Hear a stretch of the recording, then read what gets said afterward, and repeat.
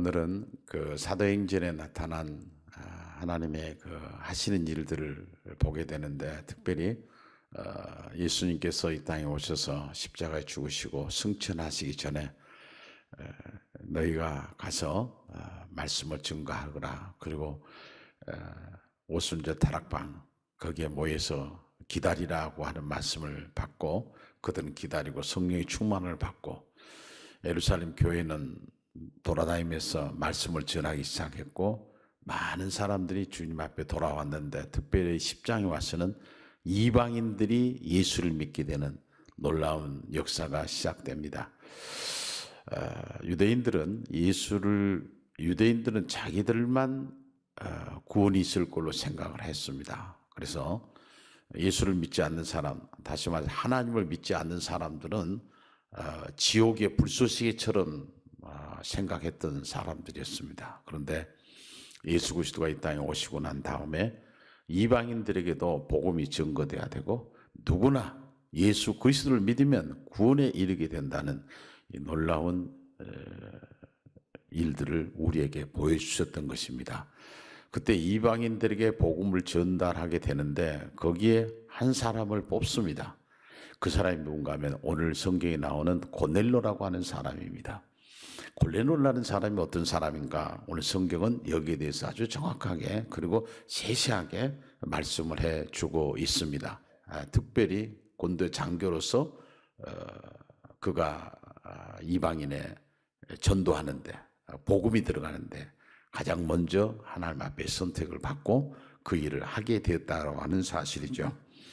이 고넬로라고 한 사람을 더 굉장히 세세하게, 더 정밀하게 말씀을 하고 있는데, 고넬로는 어떤 사람이냐?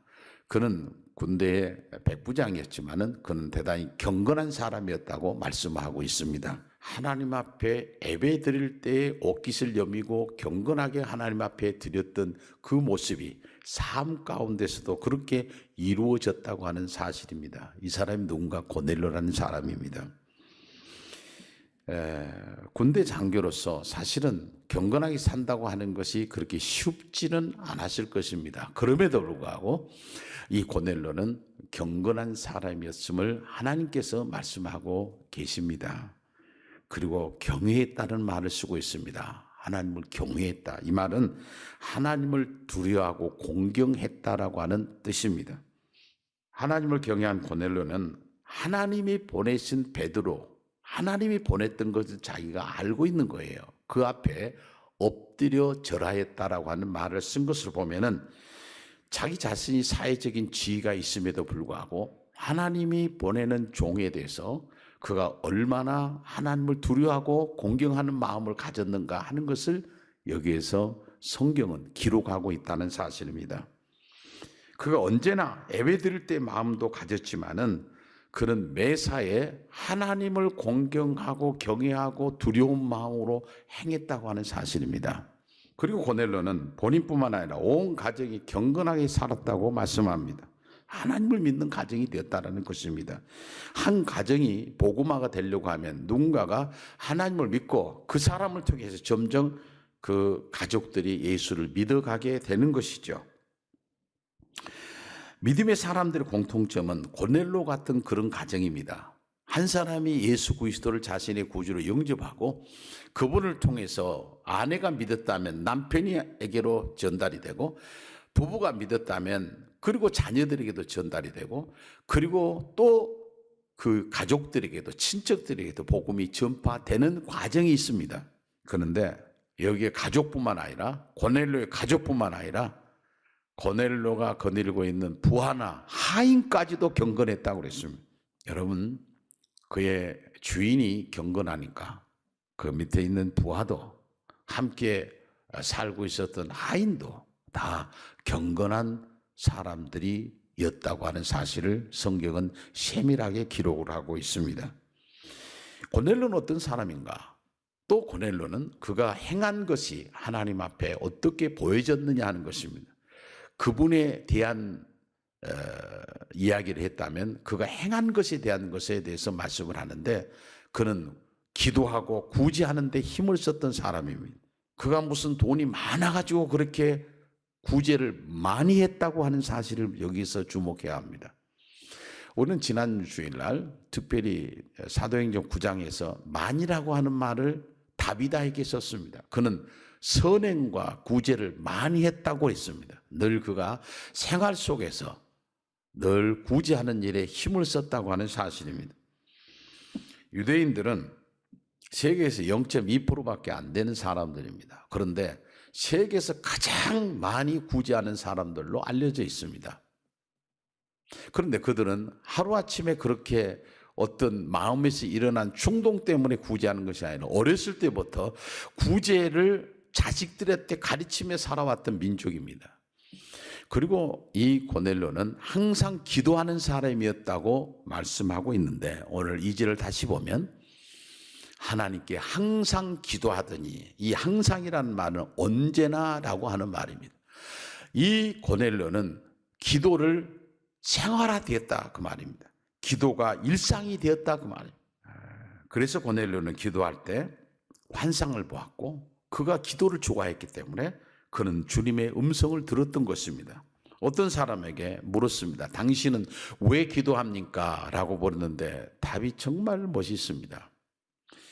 내가 기도할 때 하나님 우리의 가정을 안전하게 하십니다. 내가 기도할 때 하나님이 우리 가정을 안전하게 하십니다. 그 때문에 제가 기도하지 않을 수가 없죠. 기도하는 자에게 주시는 축복을 아는 사람의 말입니다. 그런데 하나님은 고넬료의 기도와 구제를 받으셨다고 말합니다. 우리가 무슨 일을 하든지 하나님이 기억하고 있다. 그래서 상달이라고 하는 것은 하나님의 보좌 앞으로 올라갔다라고 하는 것입니다. 우리가 하나님을 경외하고 하나님 앞에 경건하게 살고 구제하고 기도하고 그리고 봉사하고 헌신하고 믿음을 지키는 주님을 향한 사랑이 하나님 앞에 상달되었다고 하는 사실입니다. 그리고 하나님이 기억하신다는 사실입니다. 기억하신 바 됐다고 하는 이 말을 더 보면 하나님이 인정했다는 말이고 이 뒤에는 상이 따른다는 말입니다. 혹시 우리가 해놓고도 잊어버릴지라도 하나님은 기억하신다. 경건하게 살았던 고넬료는 하나님이 원하는 뜻을 알고 살았던 사람이었습니다.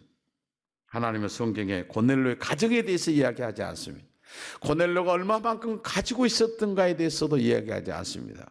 이러한 고넬료에게 천사를 통해서 하나님은 이렇게 말씀하셨습니다. 5절에 보면 내가 지금 사람들을 요바에 보내어 베드로를 하는 시몬을 청하라. 그는 무두장이 시몬의 집에 유숙하니 그 집은 해변에 있다 하더라 그랬습니다.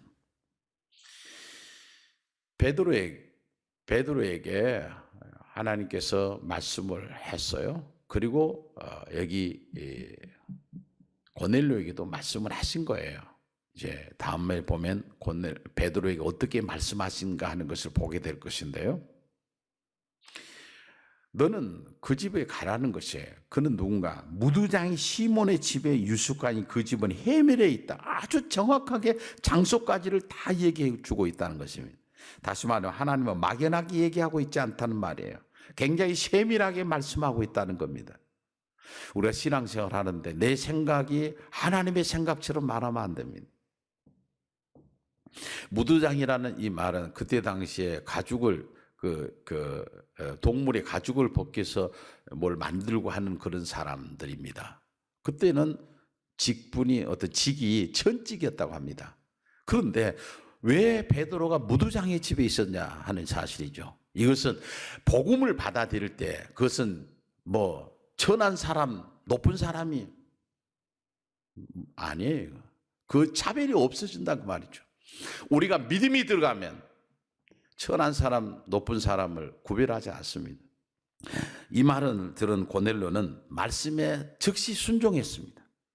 하나님의 말씀이 떨어지자마자 하나님의 말씀 앞에 즉시 순종했습니다. 그것은 하나님의 축복의 기회인 줄을 알았기 때문에 그렇습니다. 하나님은 고넬료에게 복음을 전하기 위해서 베드로를 지금 사용하시기를 원한 겁니다.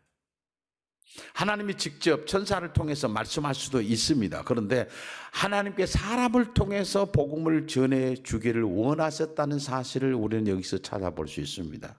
복음은 누가 전해야 됩니까? 내가 믿었으면 우리의 가정에 복음이 확장돼야 됩니다. 내가 믿었으면 나를 통해서 내가 어느 직종에 있든지 어디에서 무엇을 하든지 그 옆에 있는 사람에게 나를 통해서 복음이 전달되기를 원하신다는 하나님의 뜻이 여기에 들어있는 겁니다.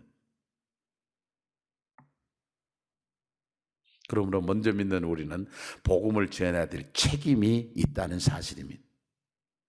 하나님은 고넬로가 어떤 사람인지를 너무 자세하게 말씀을 해 주시는 것은 이 시대를 살아가고 있는 우리들이 그리스도인으로서 어떻게 살아가야 할 것인가를 하나님이 말씀해 주고 계신다는 사실입니다.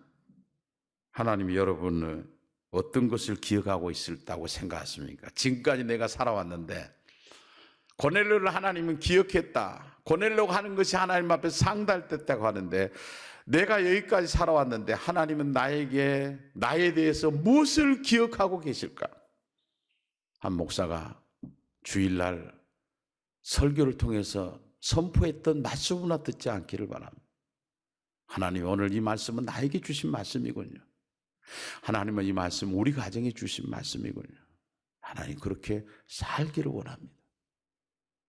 그래서 하나님 앞에 내 모든 삶이 상달되어지고 기억된 바 되는 그런 삶을 살기를 원합니다.